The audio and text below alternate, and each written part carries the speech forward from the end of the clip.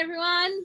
Welcome, guys, to another episode of the Lifestyle Project, where we show you our version of living an abundant lifestyle. Well done. Love it. What are you laughing at me for? You're just a crack up. Welcome, everyone. So tonight's episode, we are pretty excited. It's a special topic to my heart and to this lovely lady on this screen that you can see, as well as her husband. Now, you would have already met her husband prior, Mark from the Everyday Adventurer. Hello. Hey guys, awesome to be here. And we've also got Nicole tonight. So Nick is Mark's wife, and she is jumping on her first podcast with us. And she's so not nervous excited. at all. Hi guys. Love it. I had to throw you under the bus. I had to do it. It's your first one. That's a big. At least now you can relax. Yeah, definitely. Yeah. Awesome. Kick it off, Mo. Awesome. So topic for tonight's podcast is homeschool and distance education. So quite a big topic for parents, for traveling parents, for families living in a rural, remote area. So we're going to be talking about how it all works on both ends, because I homeschool and Nick does distance ed with her girl, and our girls are the same age, a month apart, which is really cool, and best friends, mind you. Yes. Tell me everything. He still has Upcoming birthday party. It gets plenty of talk around here. Yes. So yeah, tonight, I guess, what do you want to start with? How about you guys share, I guess, your version of your homeschooling routine that you guys have decided to go with, since you guys are obviously traveling full time as well. And I guess we'll talk about ours after. Well, I'm going to be pretty quiet tonight, I think, because Me too. honest truth, I don't do a whole lot of the homeschooling or distance ed type stuff, right? So I'll just sort of hang back here and look good, I think. Yay. Nick, talk to us about what you're doing with your little one and the ins and outs of it. Yeah, well, so we decided to do distance ed with our little one Mia, and we receive packages each term from the school, so they sort all the work and we get it delivered where we are, and just work through that each day. And it usually takes us probably about 2 hours each morning, maybe a little bit more if she's not very cooperative. But most of the time it's just about 2 hours each morning, and then once a week we have a dial-in call with her teacher from school, which she loves.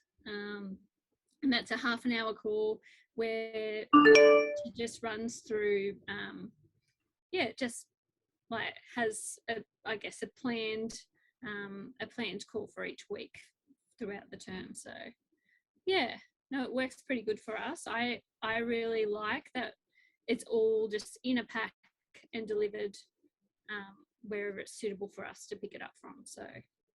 And Still a little bit of flexibility though. Like sometimes, Oh, yeah. I mean, like, the pack comes out and it's got a whole bunch of stuff in there, and you can, pick and choose a little bit as far as which bits get the emphasis and which bits don't, and, what the kids are already all over, you don't have to go through all that stuff again. It's pretty flexible.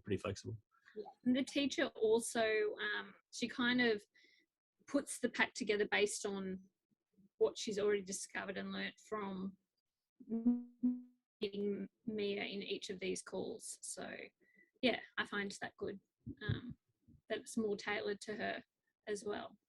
how long do the calls go for? Half an hour. Half an hour, you said that. Yeah. Once a week, half an hour.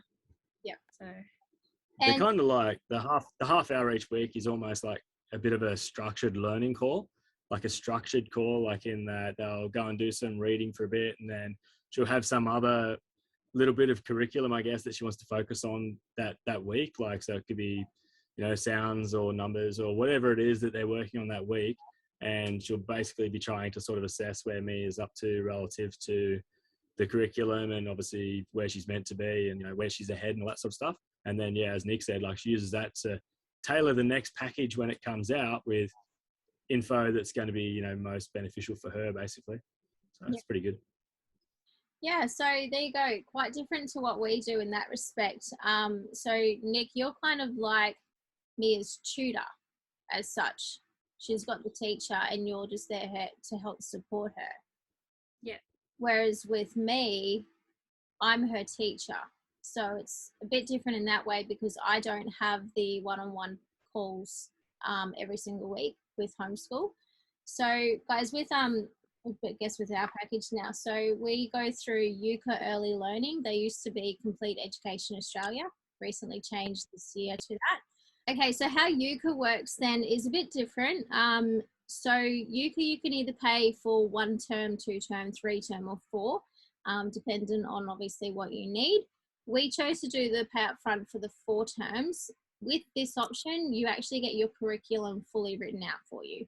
If you don't do the full year term, I believe that you have to do your own curriculum. And for me, I wouldn't have a clue how to do that. So I chose to do the pay up front option. So yeah, basically mine's all an online portal. So I always have to have internet for logging into the online portal. You then download all the activities. So 10 weeks, like a normal school term. We start it when we choose. So we are doing week 10 at the moment. And right now is school holidays for the school kids. So Mia's probably on holidays at the moment, is she? Yep, there you go. Yeah, so we do it roughly 2 hours a day, depending on how much we've got to do. With our sampling, we call it work samples. So with our work samples, there's certain activities each week that we have to do, and that actually gets then submitted to the teacher. So I upload it to a Google Drive if it's like electronic stuff, and all my reporting is all on electronic. So I actually do all her reporting.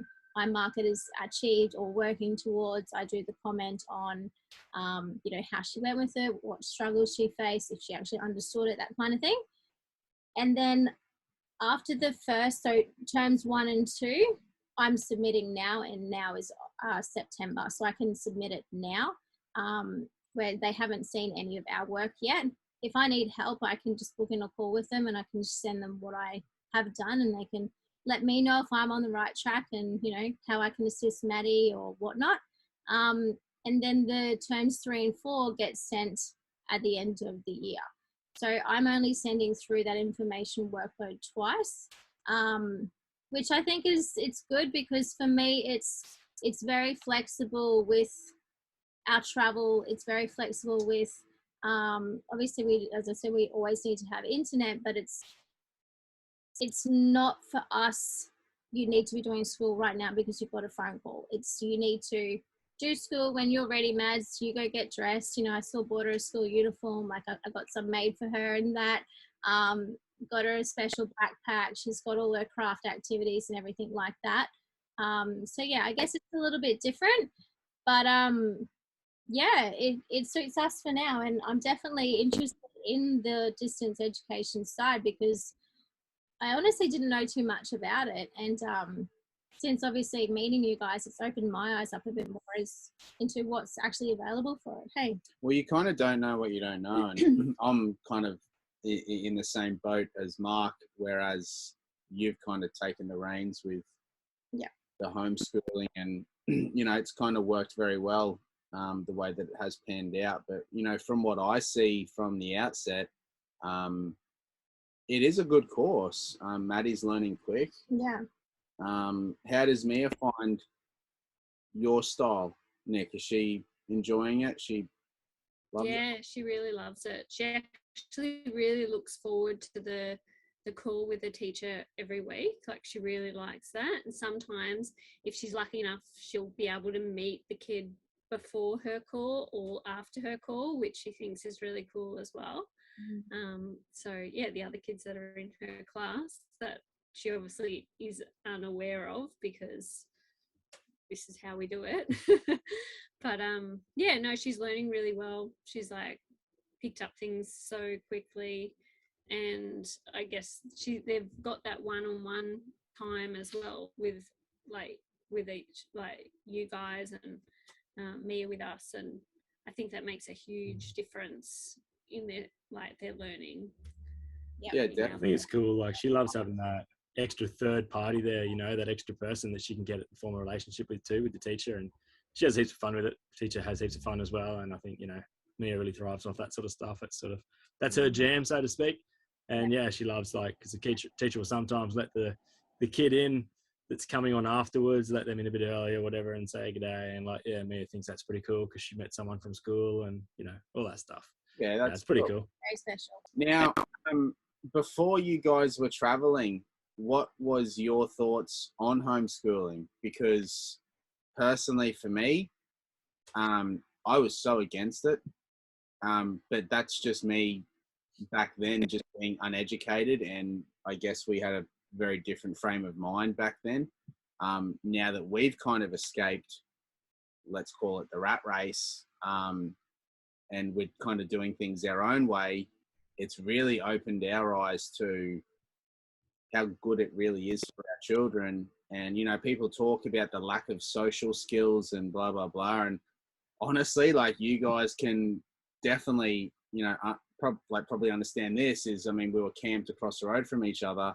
The amount of socializing that is done while you're on the road and while you're traveling and at caravan parks is just insane.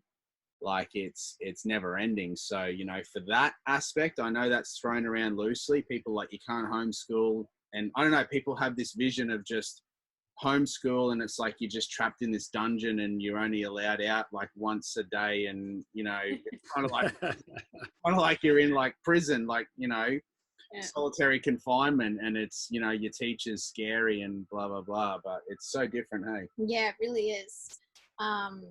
Yeah. I think I was more nervous about it, not from like the same point of view as you, but more so for us, like us being the ones educating them.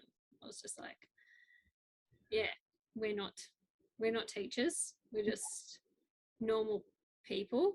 Yeah. So I don't know. It's just, yeah, I guess it's just, you know, that one more thing that you need to do as well, you know, and you want to make sure that your kid's getting a good education. I mean, you know, obviously early days, it's, you know, you could argue that it's not super critical, but it's, you know, still, you need to get your kids to have a decent education, and you want to make sure they're getting a good start in life, and you don't want to be holding them back or handicapping them because, you know, you've decided to go and live this lifestyle. You know, I guess that was probably my biggest thought. And I think in hindsight, it couldn't be more wrong though. Like, I think it's actually way better in a heap of ways to do it this way than it is to go sort of the conventional way. I think it's way more efficient and way more effective in that they're getting to one-on-one all the time. They're getting to learn what they want, what they need. You know, you're getting that time with your parents and all that sort of stuff. I think, you know, that's really powerful. And yeah, they're not wasting time getting dragged into potentially other situations and other personalities that are potentially not that fruitful either. You know, some of that stuff's pretty negative these days, and I think, you know, not having that sort of influence is pretty powerful. So, and as you said, I mean, the whole socialization thing gets thrown around, but I mean, I think it's a load of garbage, really. I mean, the amount of socialization and stuff that they do in caravan parks and stuff is just like enormous. Like, just being on the road and meeting people like yourselves, like, it's just, you know, it's crazy how much they actually really do. And it's not in a structured way too. Yeah. And I think also for the girls' age groups as well, like, a lot of the traveling families that we see on the road are similar ages to our girls. So for us, it's usually like most families are doing the schoolwork in the morning, and they all understand that that's what we're all doing. And then come lunchtime, it's like, all right, free for all, let's all go play. And you see all the kids in the afternoon going and playing because you can tell that they've all done their school for the day, which is pretty special for that too. And I think, so with Yuka, what we did for Maddie for preschool, so we actually took Maddie out of her kindergarten when she was 2.5, because that's obviously when we left to come on the road. No, that's when we quit our jobs, wasn't it? And then we started working from home. So we didn't see the point in having Maddie in the daycare anymore. She was at a family daycare. So what we did for her education in that meantime was we bought the preschool pack through Euchre as well. So we actually, I kept it all and brought it with us, and Kobe does it now. And he, when I start the schoolwork with Maddie, he sits down sometimes and does his schoolwork, and he has all these drawings and colourful pictures that he colours in, but just the education side to what he's even learning from being around Maddie 24/7 is amazing. And I said this to you guys today in our personal group chat, that he's not even 3 and he can almost count to 20. Like, that's just crazy. Maddie's only learned to count to 20 like this year, and him to be doing that already, I just think that side of the socialization is just amazing, having the homeschool interaction with both our kids being exposed to it. You guys had noticed the difference having the 3 as well, I assume. Yeah, so much. When Mia actually first started, like the first part of the year, our other 2, Lani and Corby, were very interested in doing schoolwork as well. So I'd be doing Mia's schoolwork and then trying to plan things for the other 2 as well. That kind of died off halfway through the year, and now they just want to play together, but and school's not as cool. But it was. They still pick up on heaps though. Yeah, they definitely do. And even in their play, you can see that Mia's will be trying to school them and trying to teach them to write their names. And that's an interesting thing. Mia becomes the teacher for the other 2. Yep. Like, she actually deliberately goes out of her way to run these little classrooms and actually puts the kids through school that she's just done for the day. So they get I guess almost direct teaching of what she does, just in a different way. So it's kind of cool to watch. Just excuse Brent for a moment. I think Maddie's actually just woken up. So talk to me about pricing of distance ed for you guys, and we'll compare it to what we do. Yeah, I guess I'm assuming that all distance education may be different, I guess, or slightly different. But I think for us, it was like $50 for the year, I think. So it's, really, cost effective. I mean, ultimately, you're going through a public school education system.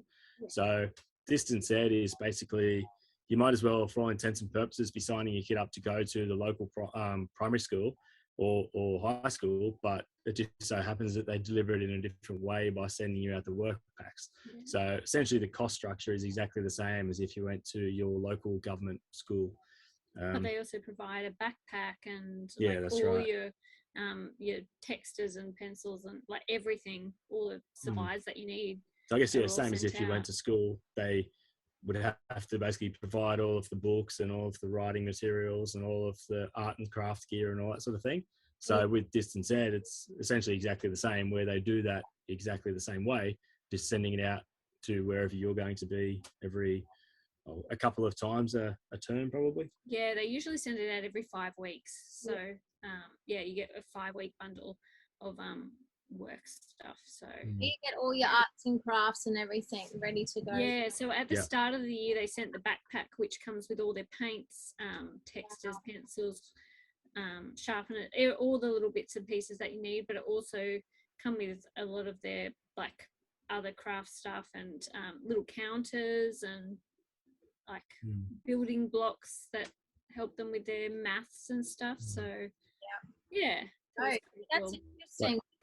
With us, homeschool then is definitely a lot more expensive, in my opinion. Our pack for the 12 months was almost $700 for the 12 months, and then we have to go and print it all out. So printing at Officeworks, I've just done term 4, was $260 for me to print out, but that also included a lot of the arts and crafts. So there you go. I also have to pay for all the arts and crafts, all her pencils. Yeah, so we haven't had to purchase anything. No. I mean, you buy little bits and pieces just because you want to, but you wouldn't have to if you didn't want to. You could certainly get through the whole term, the whole year, without having to go and buy anything off your And own we don't bat. print anything out. It's all just Wow. sent out. One thing that's actually really I found super amazing with distance ed, and it's a silly little thing, but when they send out their big envelopes, so you get a big envelope every, like I said, 5 weeks or whatever, and you have to send completed work back to the school in the same way that you do for your Google Drive and that. Yeah. And they've actually got, I went to the post office thinking, oh yeah, I'll have to obviously pay to send this thing back.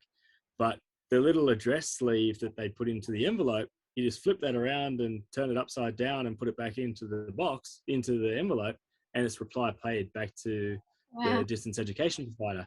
So I thought that was pretty amazing. Like I thought that was like pretty well thought out. You know, that's pretty cool. That's amazing. Yeah. I still have to pay for everything in that respect.